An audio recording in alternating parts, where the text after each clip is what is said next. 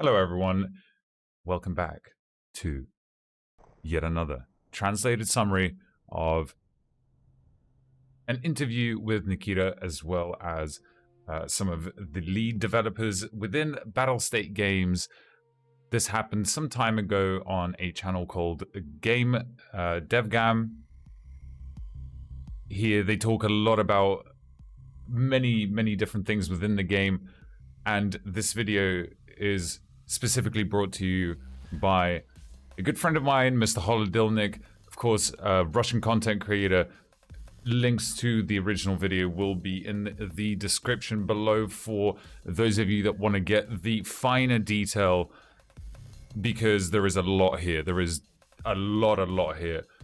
What you have to understand with this video is that the questions which are asked by the representative from Unity are from the perspective of a Unity engine representative that is interviewing BSG developers or Battlestate game developers as the users of that engine.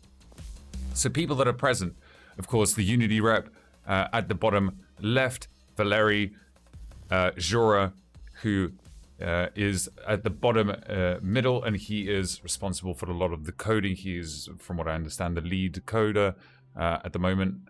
Then, of course, we've got Kibba on the bottom right, who does a lot of the animations and things. We have Yuri top left, who is the backend and server architecture, or he is responsible for a lot of the backend and server architecture. Of course, Alex on the top right, who is responsible for level design. I believe he's the lead 3D artist. And last but not least, Nikita, the COO of Battlestate Games himself. So they start off with a very simple question: how many years has the game been in development? How many people are working on it? And has the original concept changed over that time? The first video is from 2015. Nikita begins by saying, so around 5 years ago, BSG started as a very small group of people, which grew to over 100 at this time.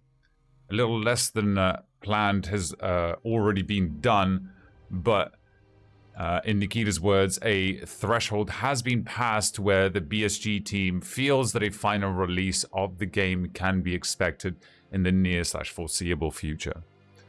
Then they move on to what version of the Unity engine is being used at the moment. Currently, Escape from Tarkov is using the Unity 2018 engine. Right now, at this point in time, the transition, or a transition to a newer version of the new Unity engine carries certain risks and potential problems. And as a side note here, the Unity dev chimes in and says that BSG, in fact, have two projects on their hands currently: the live client and the server client. They go into some detail about information sharing between the two clients, and essentially a lot of the information is cut and compressed to minimize load. So things like meshes for locations, collision information, and prefab settings for weapons and characters are all made in such a way and are done in such a way so that it doesn't take as much of a toll on the end user as well as the system itself. They then move on to the Unity project in terms of locations. Here, they give a lot of technical information, but in essence, BSG uses so-called scenes for locations. A map like Reserve has around 30 scenes, which could activate at any given time, and those scenes are things such as lighting and weather effects. So next, they move on to the process of creating locations, and this is, something a little bit about creativity and inspiration.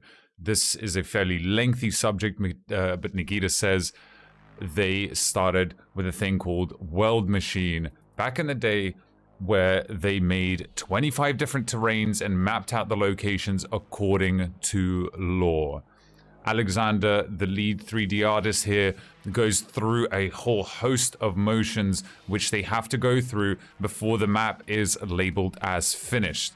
From gray boxes and planning, the general layout of the map, to details such as rubbish, and the world props that give the game its feel and ambience. All of this, of course, has to tie in together so that they feel alive, that the world feels alive, and that the player feels immersed in the game world and in the location which they are present at the time or they're playing at the time. Afterwards, they move on to how do guns work and how did BSG manage to get all of those items in the game and working correctly regardless of combination of mods on any given gun. Here, Kibba starts by saying that he's already done some research beforehand, and there are a total of 1,132 pieces or modules for weapons, not including items of clothing. A single gun can consist of 20 pieces easily as a baseline. There's a clever system of filters which exists in the game which will prevent certain combinations but also allows for creative freedom when a player is building a gun. The gun animation part is fairly straightforward and is done procedurally through a system which is tied to a whole host of parameters like recoil variables, center of mass of the gun in relation to the character's center of mass, and so on.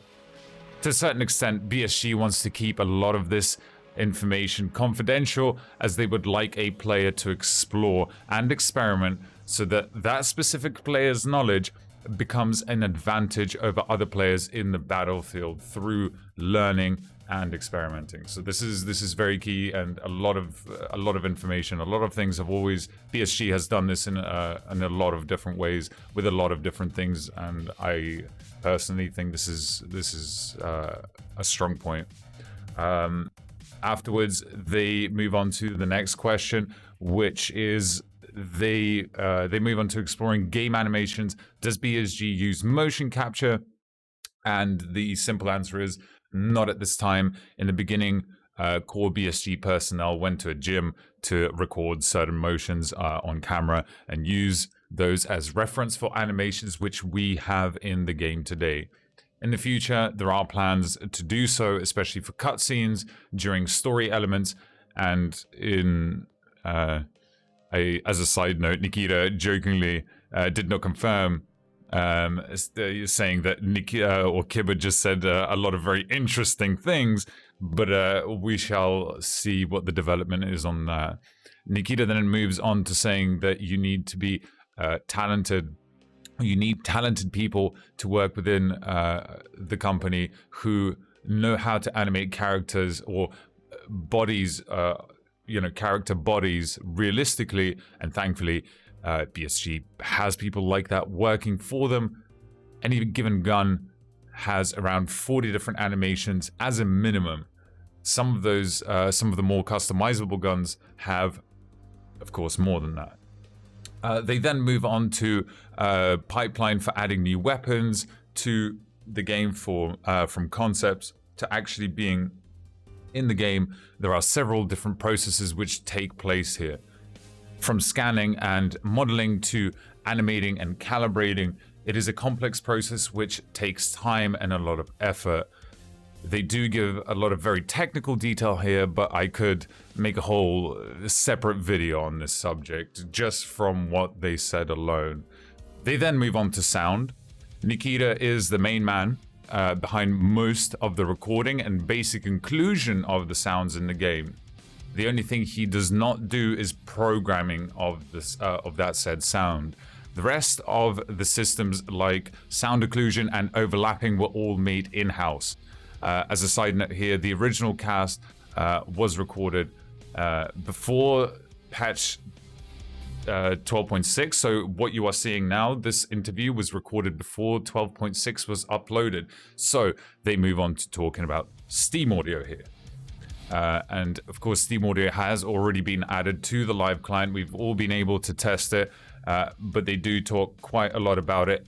And they primarily mention the fact that Steam Audio is a modular system which will be optional. And in fact, from what they said, even some modules within the system at later stages will be optional as well. So things like reverb, for instance, within Steam Audio are very CPU intensive. It can potentially be quite buggy, especially when taking into consideration things like sound overlapping on top of reverb and so on. Valeriy, of course, bottom left, also asked Nikita if he wrote the signature soundtracks, which are in the game currently, specifically for Tarkov, and of course are playing in the background. And Nikita says, absolutely. Most soundtracks were written to specific trailers for the release of a specific patch, with the use of a recognizable tune that runs through most of them. This preparation process takes around 4 to 5 months, so you can imagine the kind of preparation and work that they have to do if it does take that long. It is quite astounding. They then move on to server architecture. There are 2 types of servers. There are game servers and there are backend servers. Game servers are all over the world, while the backend is unified. At the time of recording, there are around 350 game servers and around 150 backend servers, which track statistics and cache said data, or the data that players and the game generates.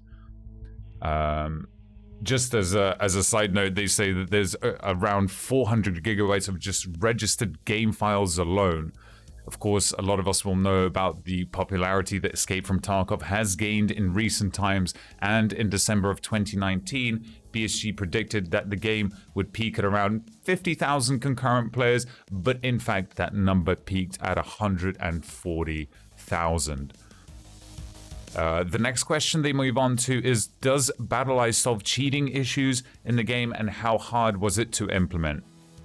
In Nikita's words, the system solves the cheating issue as much as is possible, or to its maximum potential.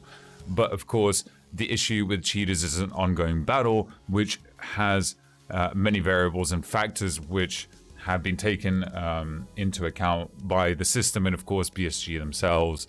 Large and clever cheat development organizations are at play here, and they are making lots of money from developing cheats specifically for Tarkov as well as other games. Nikita follows up by saying that it is fortunate that BattlEye devs actually like Escape from Tarkov as a project and want the game to be a cleaner environment, which definitely helps.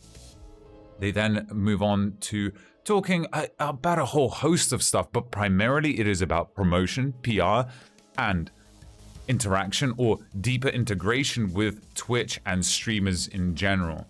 Here, Valeriy starts with mentioning something which he found very cool, and that is the fact that he once saw Nikita live on stream add a new container for somebody and sent it via the in-game mail system, which he found very cool, of course, using the Unity engine and their system, not only from a technical standpoint, but also the kind of potential this type of interaction has in terms of community building.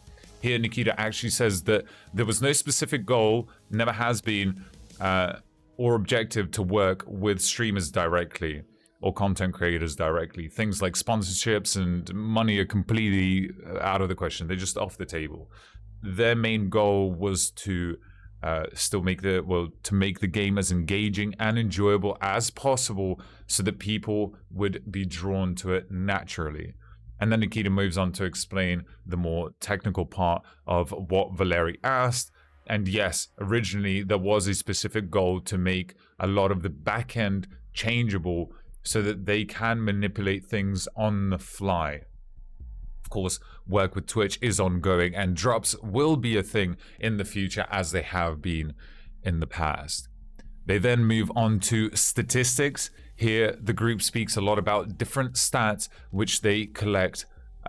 This ranges from economic statistics and playtime to server stats and backend load. There is tons of things which were said here, but a lot of this is very technical information, which will most likely make you fall asleep. But it is, I would say, it's fairly interesting in terms of just how they handled a lot of the bottlenecking which was happening. They spoke about the servers being DDoSed at one point, especially at the beginning of 2020. There was some very, very serious implications, of course, for the game, for the live client, for everybody that was trying to play the game at the time, with server providers essentially just pulling certain servers or machines or whatever it is from the game and just saying we can't really do anything about it. That's just how it is.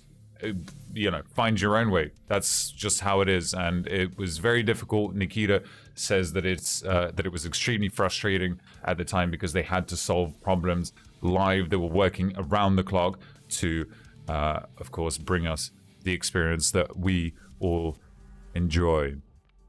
They then start to talk about graphics, shaders, culling, HDR, ambience, lighting, post effects, semi-transparent shaders, vegetation. But the main point to take away from what they spoke about is there will be a major graphics overhaul to the game at some point in the near future.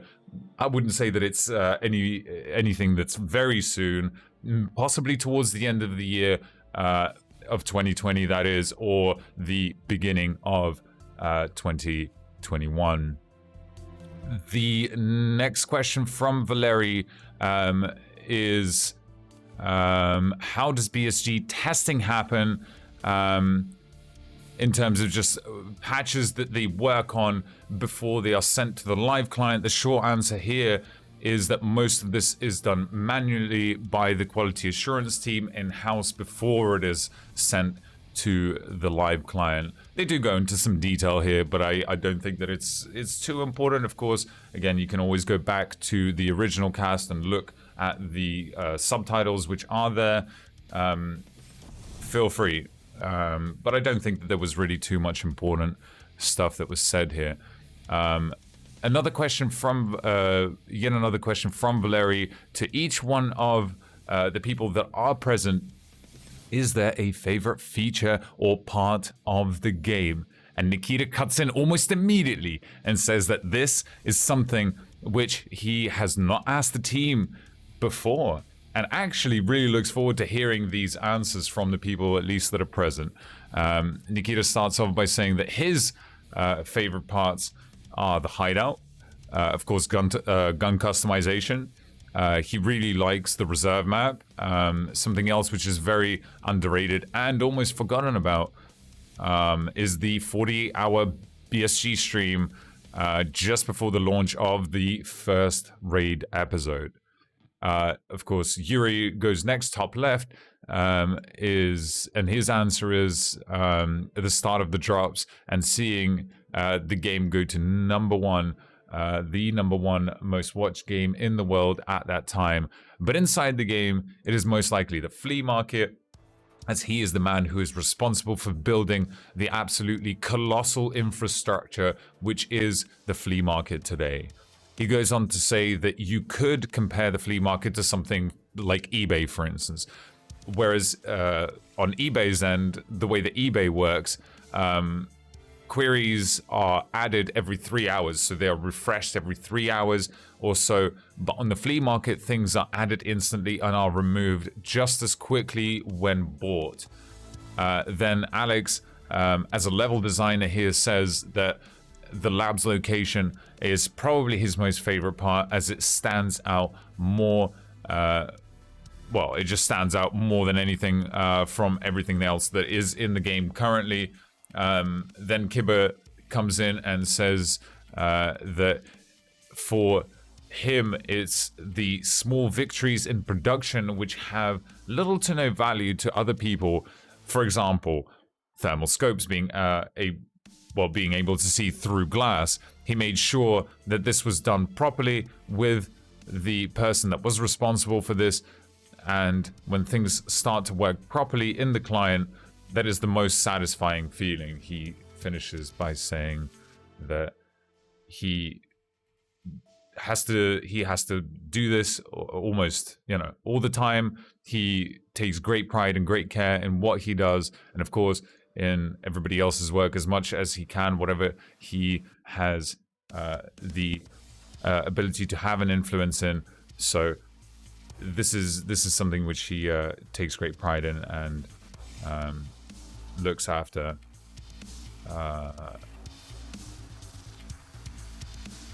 So, okay, the next one is, of course, Jora, who is bottom middle, makes a joke right off the bat and says that the UBGL is his favorite, but then quickly moves on and says that his most recent favorite thing, which he did himself personally, was the network synchronization of player movement. But at the moment, he is responsible for leading a team of coders who write most of the cool stuff.